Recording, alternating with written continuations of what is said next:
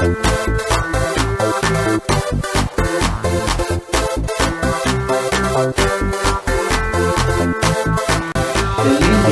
for having meeting today is to discuss on the rural development in Malaysia. This is to know how much effort we have put in for rural development since the pre-independence. As we know, three domains are involved, which are the agricultural development, the people-related influences, which is the society, and the political influences, which are the government.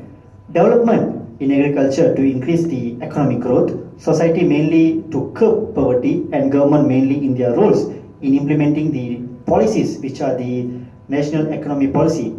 So today we will briefly explain on these three main domains, which includes the policy analytics metrics by UR Rajan, stakeholder analysis metrics by Yoga Vendan, political analysis by Dasa, quantitative analysis by Aggie, and comparative analysis by Edwin Das.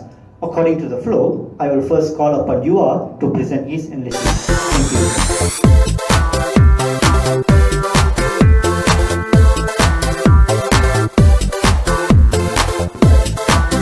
Now I will explain about the policy analysis metrics. In Malaysia, the rice crop has the vital position in Malaysian society as it fosters agriculture undertakings and contributes to the nourishment of the rising population. Recently, the Malaysia Rice Zone has skilled structural changes to the increase of its competitiveness within a dynamic environment that influence through political, technical, economic and international alternative challenges. Thus, this policy analysis matrix will examine whether Malaysia would have a competitive benefit in the rice manufacture beneath special eventually consequences that indicates the non-comparative gain for the production of rice in Katara granary area. As you can see in the policy analysis matrix here it shows the Malaysian's policy analysis matrix for the rice production, and over here is the rice production policy analysis matrix for the Philippines. In Philippines, the Philippines development plan has envisioned method of structural transformation which will build the agriculture sector properly and competitive and able to speedily bring the economy for the next growth flight. Before I end my presentation, I would like to add on another point, which is the study shows here is the DRC for the major agriculture commodities with the Philippines, thereby gives additional rigorous indicator for the excessive competitive. Thank you. Next, I would like to pass the floor to Yoga.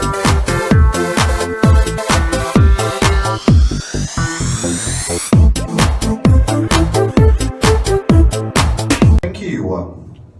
Now, I'd like to explain about the stakeholder analysis. For stakeholder analysis, there are 4 departments involved. The first department I'd like to talk about is the Ministry of Rural Development, or also known as Jabatan Pembangunan Dua Bandar. The influence of this ministry is very high towards the community. The objective of this ministry department is to ensure that rural communities gain benefits and their facilities. The second department I'd like to talk about is MARA, or also known as Majlis Amanah Rakyat. This Majlis Amanah Rakyat department's influence towards the community also is very high. The objective of this department is to plan and implement of human development through MRSM, also known as Maktab Rendah Sains MARA. Third, I'd like to talk about FELDA, or also known as Federal Land Development. This federal land development was developed to enhance the socio-economic and quality life of people living in the rural area. And by this department, it also helps more towards the farmer and people who having land in the rural area.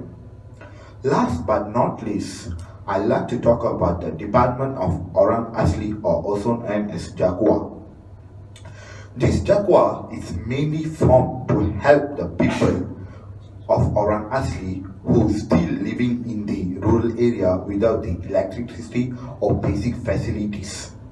The objective of this department is increasing the income and a better life of orang asli, and also known as the influence of these departments towards the orang asli living in the urban area is also very high. That's all from me now. Thank you. I'd like to pass the floor to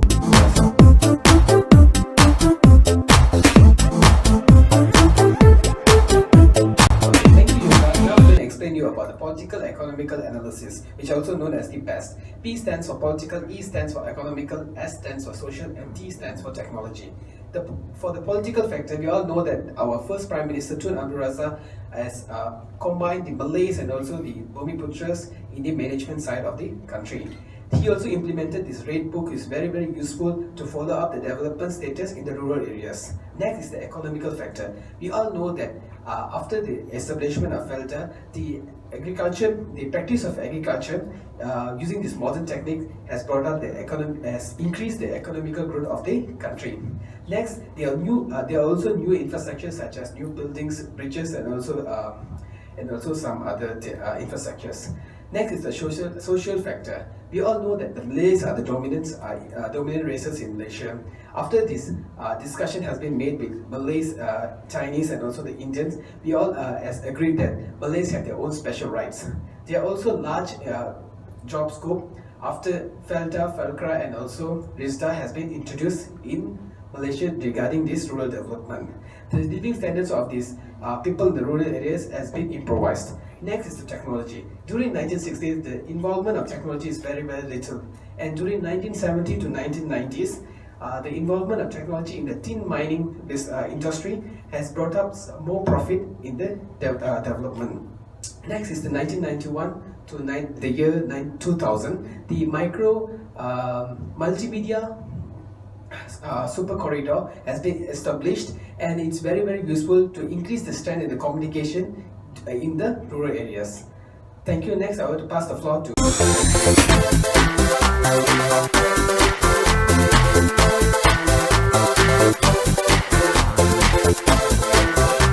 Now we're going to talk about the quantitative analysis of the rural development in Malaysia. But before that, I'm going to show you the total distribution of rural and urban area in Malaysia. As you can see, the total population of rural Malaysia has been decreased from 88% to 29% in 2010, and this trend will be continue until 2050 and reach 12% of the total population. This happened because of the fact that massive immigration from the rural to urban area. Now, for the quantitative analysis, we're gonna focusing on the two main sectors. First, the agriculture, and the second is the industrialization and the infrastructure in the rural area.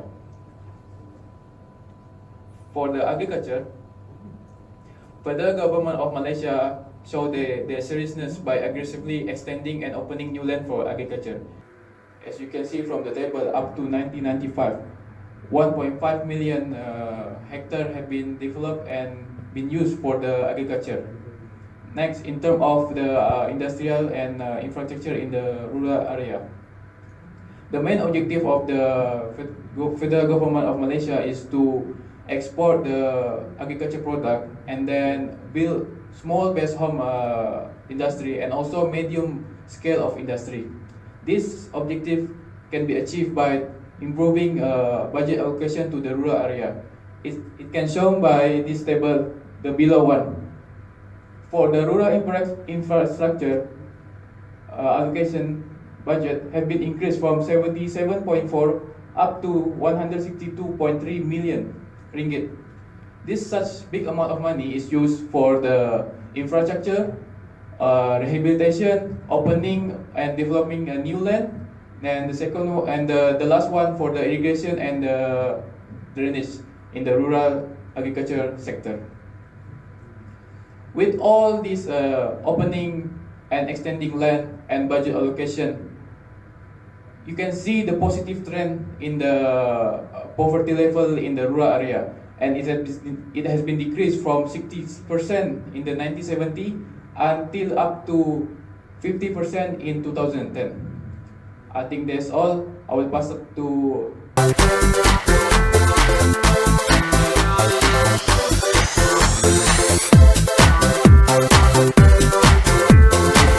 like to thank Agi for passing me the floor, and now I'll be explaining about the comparative analysis. In comparative analysis, we have actually compared in the growth of our rural development project in two countries, Malaysia and also Philippines. So if you look into the data provided at the back here, over here, you could actually look into the results after the implementation of rural development project in Philippines and also in Malaysia, where you could actually see a significant increase in the income of rural people in Malaysia and a significant decrease in the amount of poverty in Philippines. So we could actually look into the main motive of RDP or rural development project in Philippines and also in Malaysia, where in Malaysia it is to promote well-being of rural people ranging from development of agriculture, rural industrialization and provision of public facilities, whereas in Philippines it is to focus on expanding of market access and to boost competitiveness while introducing reforms. And we could actually look into by using the comparative analysis, we could actually look into the challenges being faced in each country. So we could actually take up few measures if this kind of situation persists in our country. We could actually take the recommendation from those countries and improvise in our RDP. And thank you.